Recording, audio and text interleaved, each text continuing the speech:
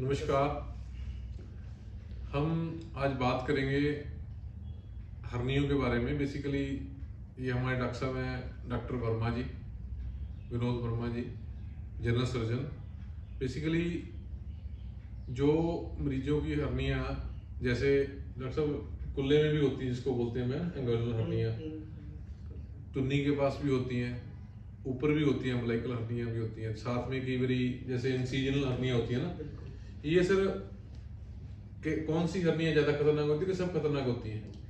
Sir इसके detail में मैं थोड़ा जानना चाहूँगा। हाँ जी। हर्निया के कई प्रकार होते हैं। जैसे पहले हर्निया की पेट की हर्निया। हाँ जी, हाँ जी। पेट में बहुत साइज है, धुन्नी के ऊपर भी हो सकती है, धुन्नी के नीचे भी हो सकती है। ठीक है सर। एक इसको बोलते हैं वेंट्रल हर्निया।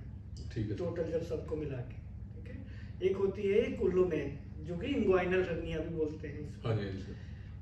इंग्वाइनल हर्निया भी होती है। एक अंदर पेट के अंदर होती है हर्निया, हाँ जी। उसको बोलते हैं हिएटल हर्निया। ठीक है सर। तो इन सब के सिम्टम क्या हैं?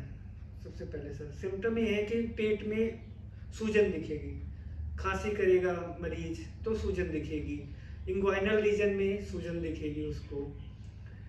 हर्निया, जैसे सर ने क्वेश्चन किया कि कौन सा हर्निया खतरनाक होता है। हर्निया सारे खतरनाक होते हैं सर।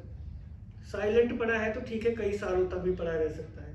लेकिन जैसे छोटी हर्निया, जैसे जिसकी साइज 1 सेंटीमीटर 2 सेंटीमीटर है, उसमें कभी कभी क्या होता है कि अंदर में पेट में ओमेंटम होता है या गट होती है, वो आके फंस जाती है उसमें। वो फंस गई उसमें, फिर दोबारा वापस अंदर रिड्यूस नहीं होती है, जिसके कारण वो जैसे ओमेंटम हो गया तो चलो, ओमेंटम से पेन बहुत ज़्यादा होना शुरू हो जाता है। अगर गट फंस गई तो गट में गैंग्रीन होने लगता है।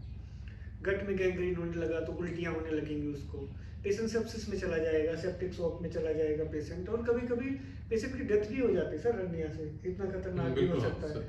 और ये अम्बलाइकल वाला हर्निया जो होता है वो बहुत छोटा डिफेक्ट होता है, उसमें सबसे ज़्यादा चांसेस होते हैं कि फंस जाए। अम्बलाइकस के पास है, अम्बलाइकस के चारों तरफ, उसको पैराअम्बलाइकल हर्निया बोलते हैं। डॉक्टर साहब, जैसे आम लोग इसका ध्यान नहीं देते, जैसे सपोज करो कि जी नहीं कराएंगे, अभी रुक के कराएंगे, वो ठीक है या रुक के करा सकते हैं, या कुछ जरूरी होता है अभी जल्दी कराना चाहिए इसको? सर एक्चुअली इसका होता क्या है कि कभी पता नहीं होता कि कब जाके वो वहाँ तो वहाँ फंस जाए। वो किसी भी टाइम पे फंस सकती है, हो सकता है साल भर लग जाए उसमें, ऐसे ही निकल जाए सर।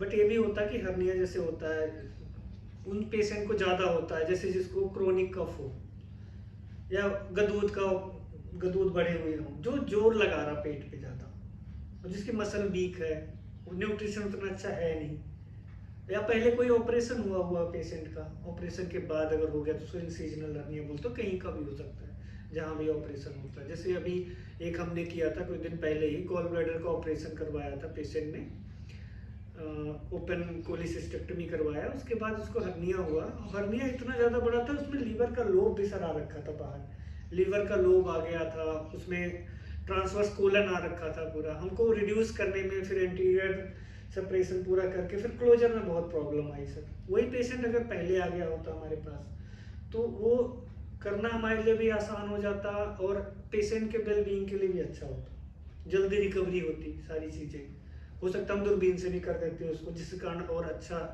अंदर से जाली लग जाती। अब जाली सब में लगानी होती है? जाली सर अभी जो नई रिसेंट स्टडी है, सब में लगानी जरूरी है, क्योंकि दोबारा रिकरेंस के चांसेस हो जाते हैं। अब एक बार जाली लगा दिया हमने तो जाली एक एक्स्ट्रा प्रोटेक्शन देती है सर।